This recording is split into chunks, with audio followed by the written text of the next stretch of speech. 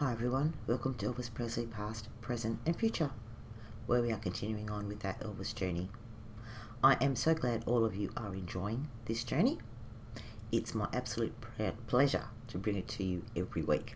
So let's continue on with our journey. January 8, 1957, on his 22nd birthday, the Memphis Draft Board held a press conference and announced Elvis would be classified 1A and would probably be drafted sometime that year. With the news of Elvis's forthcoming induction, the Navy and the Air Force offered bids for his services. The Navy offering to create a specially trained Elvis Presley company, and the Air Force thinking it would be a good idea for him to tour their recruiting centres.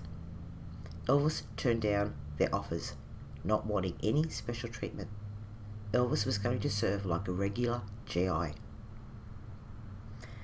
Elvis Presley, 1958. On January 8, 8-year-old Mary Kozlowski had her date with Elvis Presley. He kept her waiting more than 2 hours. The Collierville girl, who was the National March of Dimes poster child in 1955, seemed to forgive all when Elvis appeared and told her, "If you were 10 years older, honey, I wouldn't let you go." The pair were photographed with teddy bears and pandas Elvis was sending to the National Foundation for Infantile Paralysis for auction during an upcoming fund drive. Elvis and Paramount had to request special permission to defer Elvis's enlistment to allow him to finish the film King Creole. Both pointed out to the draft board that a delay in filming would cost them a large sum of money that had already been invested in the pre-production of the film. On December 27, Elvis received a 60-day deferment. On January 13, Elvis arrived in California to begin production on his fourth movie, King Creole. The movie many consider to be his best was adapted from the popular Harold Robbins novel A Stone for Danny Fisher. The role was originally written for James Dean, but the project was cancelled after his death in 1955. In January 1957, following the success of a Broadway stage version of the story, Elvis was suggested as a possible replacement. After negotiations were completed, the character of Danny Fisher was changed from a boxer to a singer, and the location was moved from New York to New Orleans. Wallace selected Michael Curtiz, a noted director of the Hollywood studio system. Curtiz decided to shoot the film in black and white for dramatic ambience, and he also selected an experienced cast to support Elvis, including Walter Matthau and Carolyn Jones, as well as Dolores Hart, Elvis's co-star in Loving You. Curtiz instructed a taken aback Elvis to lose 15 pounds and shave his sideburns for the role, both of which Elvis did. The film follows Elvis's character Danny Fisher, who gets mixed up with crooks and involved with 2 women.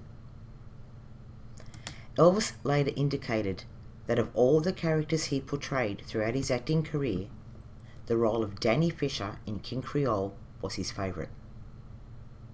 Location shooting in New Orleans was delayed several times by crowds of fans attracted by the stars, particularly Elvis.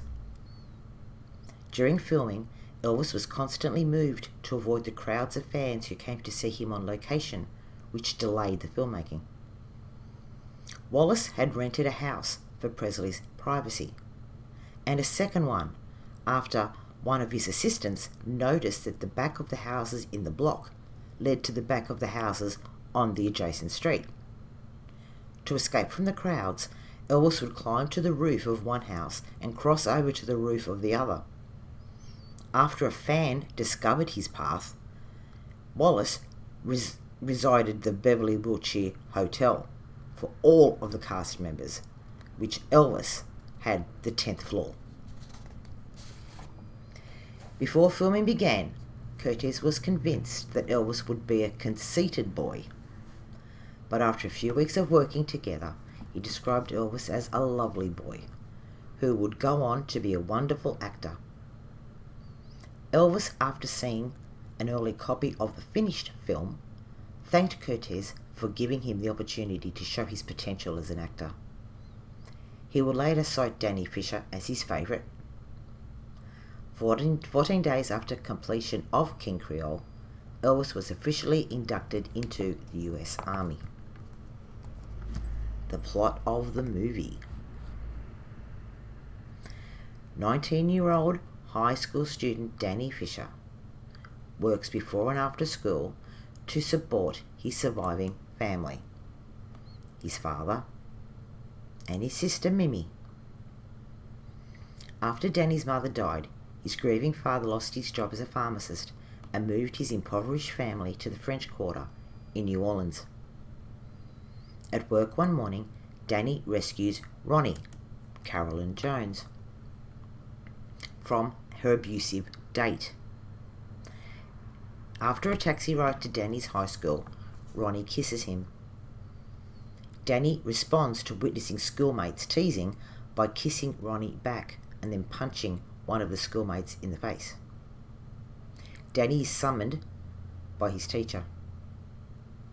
The teacher tells Principal Evans that Danny will not graduate because of his poor attitude. Mr. Evans is sympathetic but powerless to help, so Danny decides to drop out of school to find work against the wishes of his father, who tries to convince Danny to stay in school. When Danny leaves the school grounds, 3 young men lure him into an alley. Their leader, Shark, wants revenge for Danny hitting and teasing the student at school, who turned out to be Shark's brother. Danny defends himself so well that it impresses Shark, so Shark invites Danny to join his gang. Shark then has Danny help the gang shoplift at a 5 and dime by singing Love a Doll to distract the customers and staff. Only Nellie, Dolores Hart, who works at the snack bar, notices Danny's in the theft, but she does not turn him in. Later that night, Danny meets Ronnie again at the Blue Shade nightclub, where Danny is now employed. At first she pretends not to know him, as she's accompanied by her boyfriend and club owner, Maxie Fields, aka the Pig, played by Walter Matthau. When Maxie does not believe her, she claims she heard Danny sing once. Maxie insists that Danny prove he can sing. His rendition of Trouble impresses Charlie Legrand, the honest owner of the King Creole nightclub, the only night spot in the area not owned by Maxie. Impressed, Legrand offers Danny a job as a singer at his club. After leaving the club, Danny meets up with the Sharks gang for his share of the nightly take. He then makes his way to the 5 and dime at closing time to see Nellie. Danny invites Nellie to a fictitious party in a hotel room. Finding no one there, Nellie starts crying in fear and realises why Danny has taken her to the hotel room. She leaves after admitting that she still wants to see Danny again, but not under those conditions. Meanwhile, Mr. Fisher finds employment as a pharmacist in a local drugstore, but his boss, Mr. Primmett, who reluctantly hired Mr. Fisher after his boss made him do it, constantly demeans Mr. Fisher out of retaliation, much to Danny's embarrassment. That situation makes it easier for Danny to go against his father's wishes and accept Charlie's job offer. When Danny becomes a hit at the King Creole, Maxie tries to hire him. Danny declines his offer out of loyalty to Charlie. Shark, now working for Maxie, suggests to Danny they beat up Mr. Primmett to help his father. One night when Mr. Fisher leaves the store, dressed in Primmett's hat and coat lent to him due to a rainstorm, Shark recognises that it's Mr. Fisher. but decides to mug him anyway, as that would be even better for Maxie's purposes. Danny's father is so badly injured that he needs expensive surgery, so Maxie pays for a specialist to perform it. Maxie later blackmails Danny into signing with him by threatening to tell his father about his involvement in the mugging, and then does it anyway. Outraged, Danny pummels Maxie for the betrayal and helps Ronnie escape him. Maxie sends his henchmen after Danny. Shark and another gang member trap him in an alley. Danny knocks out one of his pursuers. Then Shark stabs Danny, but kills himself in the struggle. Ronnie finds a profusely bleeding Danny and takes him to her house on the bayou to recover. She asks him to forget her sordid past and to love her, even only for a short time. Danny replies it will be not difficult to love her, and kisses her. Maxie drives up, accompanied by Dummy, a member of Danny's former gang. Maxie fatally shoots Ronnie. Dummy, who has been befriended by Danny, grapples with Maxie. The gun goes off, killing his owner. Danny returns to the King Creole, still mourning Ronnie. Nellie promises to wait for him. Then at the club, he sings a sad song with the lines, "Let's think of the future, forget the past. You're not my first love, but you're my last." Mr. Fisher also shows up to listen to his son sing. Now, Carolyn Jones was born Carolyn Sue Jones on April 28, 1930 in Amarillo, Texas. The daughter of Chloe Jeanette Southern, a housewife, and Julius Alfred Jones, a barber. After her father abandoned the family in 1934, Carolyn and her younger sister Betty moved with their mother into her parents' Amarillo home. Carolyn suffered from severe asthma that often restricted her childhood activities. And when her condition prevented her from going to the movies, she became an avid reader of Hollywood fan magazines and inspired to become an actress. She enrolled at the Pasadena Playhouse in California at 17, with her grandfather Charles W. Baker paying her tuition. Jones began her film career in the early 1950s, and by the end of the decade had achieved recognition with a nomination for an Academy Award for the Best Supporting Actress for Bachelor Party, and a Golden Globe Award as one of the most promising new actresses of 1959. Her film career continued for another 20 years.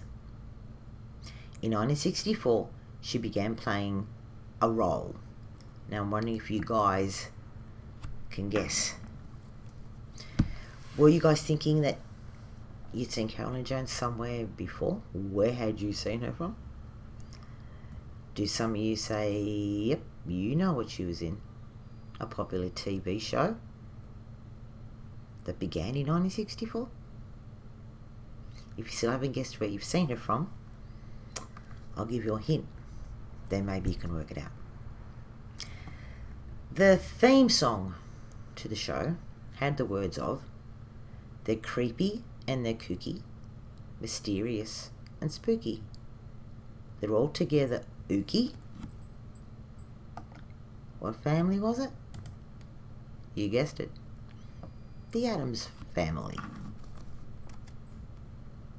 She played matriarch Morticia Addams in the original 1964 black and white television series. Her acting career declined after The Addams Family ended in 1966. Sporadic roles in the 1970s included that of Mrs. Moore, the wife of the plantation owner in the miniseries Roots. Jones was married 4 times. She had no children. While studying at the Pasadena Playhouse, Jones married Don Donaldson, a 28-year-old fellow student. The couple soon divorced. Jones was subsequently married to television producer Aaron Spelling, from 1953 until their 1964 separation and divorce. Her third marriage in 1968 was to Tony Award-winning Broadway musical director, vocal arranger, and co-producer Herbert Green, who was her vocal coach. She left him in 1977.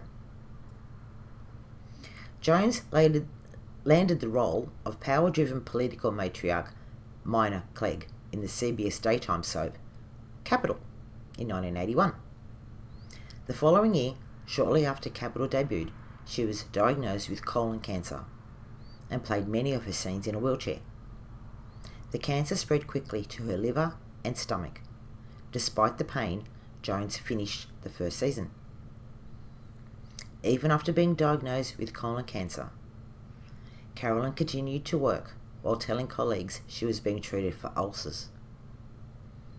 After a period of apparent remission, the cancer returned in 1982. In September 1982, realising she was dying, she married her boyfriend of 5 years, actor Peter Bailey Britton. She wore a lace and ribbon cap to hide the loss of her hair loss from the chemotherapy.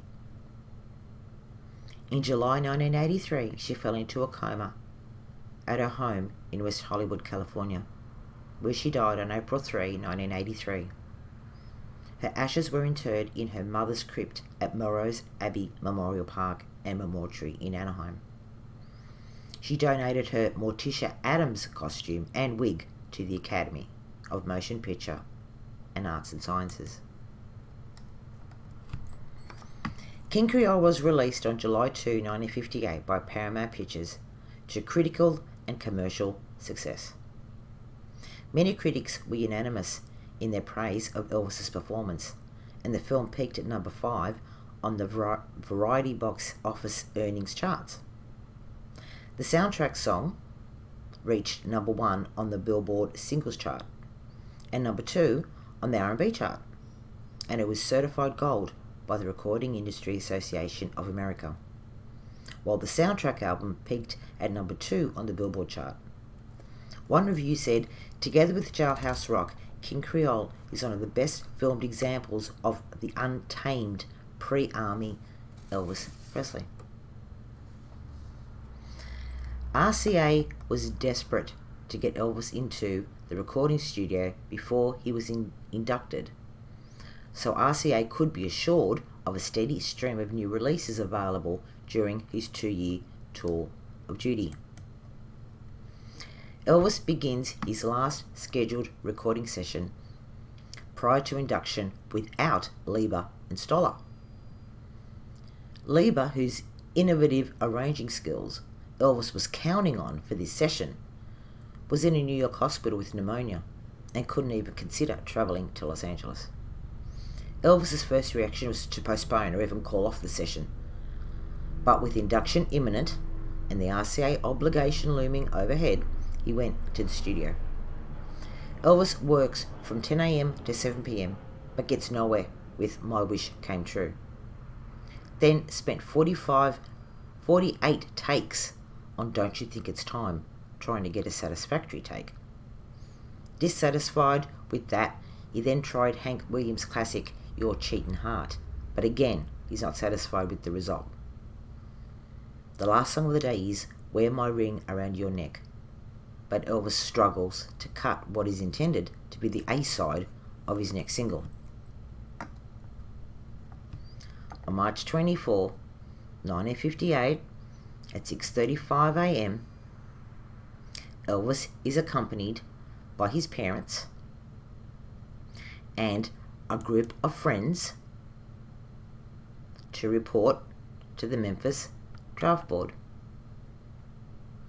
On the day of his induction into the Army, Elvis said, "There is not much difference between this and making a movie." He said, "In Hollywood, you have to get up at 5 a.m. and be on the set at 6. The only different thing here is you don't have a limousine." After reporting for duty at about 6:30 a.m. at the Draft Board office, he and 12 other inductees would spend much of the day at Kennedy Veterans Hospital for processing and physicals before boarding a bus for Fort Chaffee, Arkansas. There, Elvis is assigned serial number 53310-761. And after his physical, he's put in charge of the group. After being processed and sworn in, Elvis says his goodbyes, and Private Presley was bussed with the others from Memphis to Port Chaffee, Arkansas, for further processing. Elvis spent 3 days at Port Chaffee in March 58. It was there he received that famous haircut. Fred Kinslow of Greenwood was 24 and a barber at Fort Chaffee at the time. He said the owner of the barbershop franchise told him he would be the one to cut Elvis's hair. But at the last minute, James Pete Peterson, supervisor of the barbers, decided he would do the cutting. Kinslow remembered it was so crowded in the shop with reporters and photographers it was difficult to move around. Elvis was mobbed wherever he went. I don't know whether he got any sleep at all with the cameras on him all the time, Kinslow said. After 3 days at Fort Chaffee, Elvis was sent to Texas to complete his basic training. Shortly after commencing his basic training at Fort Hood, he applied for permission to live off base with his dependents, Vernon, Gladys and Minnie Mae, and made arrangements to bring his parents and grandma down to Killeen, located near Fort Hood. He rented a 3-bedroom mobile home for the family. Then later a house in 605 Oak Hill Drive from Judge Chester Crawford for $1,500 a month, an outrageously high amount in 1958. Elvis always treated his fans with affection. They're my life's blood, he would always say about his fans. When Elvis got home from work, he'd stand outside and talk to the fans, sometimes for hours. He was a sweet person, says one of his neighbours there, Jane Weiss. She waited one day with her aunt and cousin after everyone else had left. She recalls, I was 10 years old when my aunt took me and my 7-year-old cousin Kathy to sit outside and wait for Elvis to come to the house he rented. We were there with 20 or 30 other people. When the car usually Elvis drove pulled up in, one of his friends stepped out, but not Elvis. Most of the waiting people left, but we waited a little longer. About 10 minutes later, an old car pulled up and out stepped Elvis. He visited with us for a long time. He acted like we were the most important thing in the world. He took pictures with us and gave us an autograph. I don't remember what he said or what we talked about, but I do recall he was a very, very handsome gentleman. He was so kind and gracious. He didn't have to spend time with us. He could have gone right into the house, but he didn't. He was very kind to 2 little girls who just wanted to see him. He even kissed me on the cheek. I didn't wash my face for 2 months. But all through the summer, Gladys had been feeling ill. The beginning of the end came in the first week of August. By now, Gladys's condition was sufficiently serious to require immediate medical attention. Although her skin was jaundiced, the local doctor was unable to determine the cause of her illness. Her own doctor was telephoned, but couldn't attend her as he had no license to practice outside of Tennessee. Gladys must return to Memphis as soon as possible. Elvis finally insisted that she do something about it and put his parents on a train to Memphis so that she could see her personal physician, Dr. Charles Clark. August 8, Elvis drove his parents to Fort Worth and then put them on a train to Memphis. Immediately on their arrival home, Gladys was taken to a doctor's office and then admitted to the Methodist Hospital. 4 specialists were brought in and tests were run. But aside from coming to the rather obvious conclusion that she had hepatitis, they still could not agree on its cause. In daily contact with her doctors, and with Gladys's condition worsening, Elvis applied for emergency leave. The leave was frustratingly delayed, so Elvis threatened to go AWOL. On Tuesday the 12th, he flew to Memphis, arriving there at 7:45 p.m. and going straight to the hospital, meeting there with his dad. Elvis and close friends, Alan Fortas, Lamar Fike, George Klein, Billy Smith, and Lewis Harris, all waited at the Memphis hospital for the doctor's update about Elvis's mother's health. The doctors now announced that Gladys was suffering from acute hepatitis and severe liver damage, and that her condition was critical. From Tuesday evening to Wednesday evening, Elvis stayed at his mother's bedside. About 9 p.m. on the Wednesday, Gladys told Elvis to go home and get some sleep as he was exhausted. Vernon also told him to go home, and that if anything changed, he would call him right away. Elvis kissed his mum and told her he loved her, and he would be back in the morning. She told Elvis, "I love you too, son. See you in the morning." Elvis was asleep when the phone rang in the early hours of Thursday, and Vernon told him that Gladys had died at 3:15 a.m. from a heart attack due to hepatitis complications. Upon hearing the news, Elvis immediately returned to the hospital. He was inconsolable as he sank to his knees beside his mother's bed. He and his father could be heard wailing in grief down the hallway of the hospital. "She was all we lived for," Elvis sobbed. "It broke my heart. She was always my best girl." In the early afternoon, with hundreds of fans at the gates, Gladys is brought home to Graceland.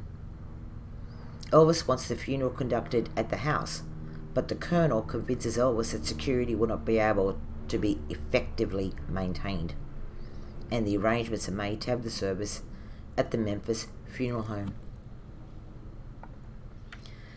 Anita Wood, who he affectionately nicknamed Little, recalled Elvis's emotional state when he lost his mother. Anita said, "When we pulled up to Graceland, in the front of the house, Elvis and his dad were sitting on the front steps, and Elvis was just crying. It was so sad, and his daddy was crying. I got out of the car, and Elvis said, 'Little, little, little, I've lost her, I've lost her, I've lost her. Come on in, I want you to see her.' And I said, 'No, I don't think I want to go in there.' But Elvis would not give in. Elvis continued to push Anita to go inside and pay her last respects to Gladys. His mother was very fond of Anita and frequently commented on the pair getting married in the future. Anita continued, he said, 'Yes, Little, she loved you, and I just want you to come in there and I want you to see her. You just got to come in and see her. You just got to.' Anita said she was in the music room and I didn't know that. And I was just a little bit unsure about seeing her, as I'd never seen a deceased person before. And because I did love her, she was really just a sweet lady and showed me a great deal of affection. I went in with him. He walked me to the music room, where there was the coffin. It was a white coffin, and she was lying in that coffin, which had glass over it. The glass was over it because Elvis could not keep his hands off his mum. He spent the whole night sitting by his mum's coffin, keeping guard, not letting her out of his sight. The following day, on August 15, 1958, Gladys's funeral is held at 3:30 p.m. Elvis sobbed hysterically, while Gladys's favourite gospel group, the Blackwood Brothers, performed at the service in the Memphis funeral home. And he was equally inconsolable at her Forest Hill Cemetery graveside, crying out, "Oh God, everything I have is gone." Elvis leaned over the grave, crying out inconsolably, "Goodbye, darling. Goodbye. I love you so much. You know how much I lived my whole life just for you." Elvis had to be helped back into the black limousine that carried him to and from the ceremony. Walking ahead of his father, he was heard to say, "She's gone. She's not coming back."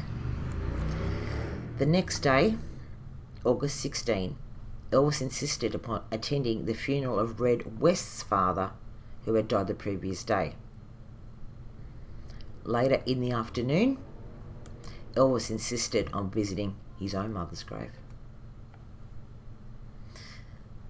On August 18, Elvis's 7-day leave is extended for another 5 more days, during which the Memphis Highway Patrol tries to cheer Elvis up by giving him helicopter rides all over Graceland and the city.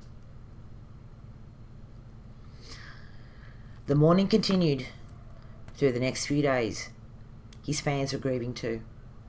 They sent him more than 100,000 cards and letters, around 500 telegrams, and more than 200 floral arrangements to express their sympathy for his loss. Elvis sent flowers to his mother's grave on a weekly basis, up until the day he died. On August 24, Elvis returned to Fort Hood, leaving instructions that nothing is to be altered in his mother's room. Life would never be the same again for Elvis.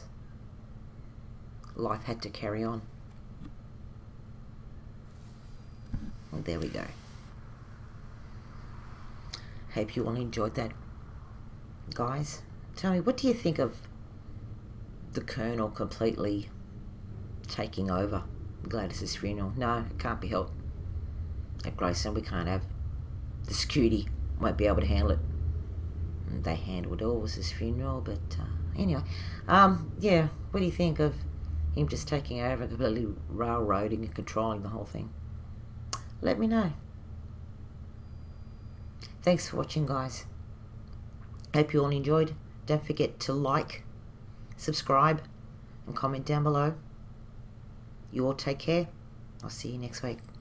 Bye.